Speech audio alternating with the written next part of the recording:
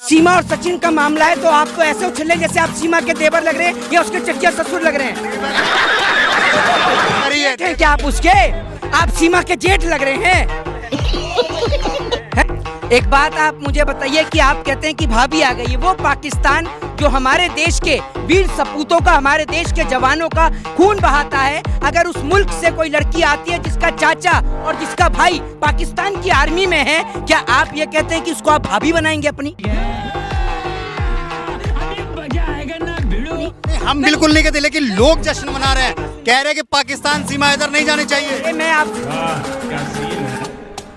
ये कहता हूँ कि जिसका भाई और जिसका चाचा पाकिस्तान की आर्मी में रहकर हमारे देश के जवानों का हत्यारा है, क्या आप उसकी बहन को आप भाभी बनाएंगे?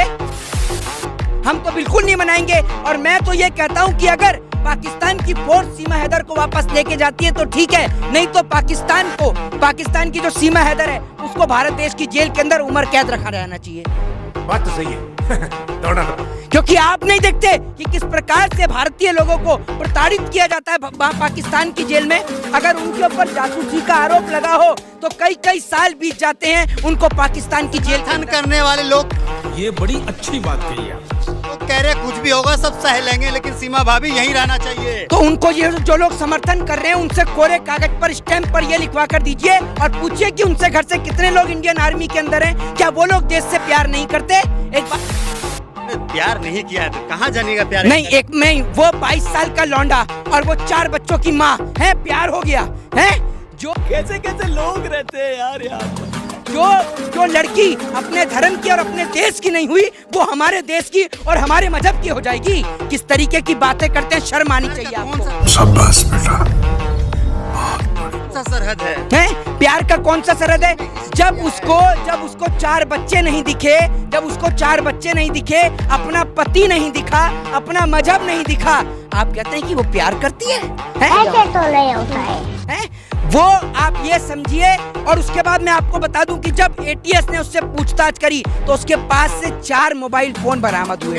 जब सुन लीजिए, छोटे बच्चे उसके गेम खेलेंगे। मुझे लग रहा है टाटा बिरला के घर में थी वो जो 4, अरे बाप रे, ये तो धोती खोल रहा है।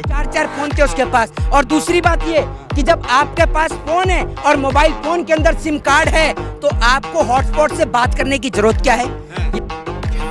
कि उसने 5वीं तक पढ़ाई करी है, और अगर उसने 5वीं तक पढ़ाई करी है तो इतनी अच्छी अंग्रेजी कैसे बोल देती है? वो इस सवाल का जवाब है। जब उससे पुलिस ने कहा पढ़ने को तो उसने फर्राटेदार इंग्लिश में सब कुछ पढ़ दिया। जबकि हमारे देश के प्रधानमंत्री जिन्होंने एंटायर पॉलिटिकल साइंस से एमए किया है, 2 टेलीप्रॉम्प्टर लगे होने के बाद भी वो गलत पढ़ते हैं। आप ये सोचिए, और वो 5वीं तक पढ़ी है तब भी बढ़िया से पढ़ रही है, तो सवाल तो खड़ा होगा ना भैया। और दूसरी बात, उसने अपने बच्चों का जाली हमारे देश का आधार कार्ड कैसे बनवाया और हमारे देश में एंटर कैसे कर गई बिना वीजा के? सबसे बड़ा सवाल खड़ा होता है हमारे देश की जांच एजेंसियों पर, सवाल खड़ा होता है देश के होम मिनिस्ट्री पर, देश के गृह मंत्रालय पर। शाबाश बेटा, बहुत बढ़िया। समझ रहे हो? नेता टाइप आधा काम मत करो, सब्सक्राइब के साथ साथ बेल आइकॉन भी दबाओ।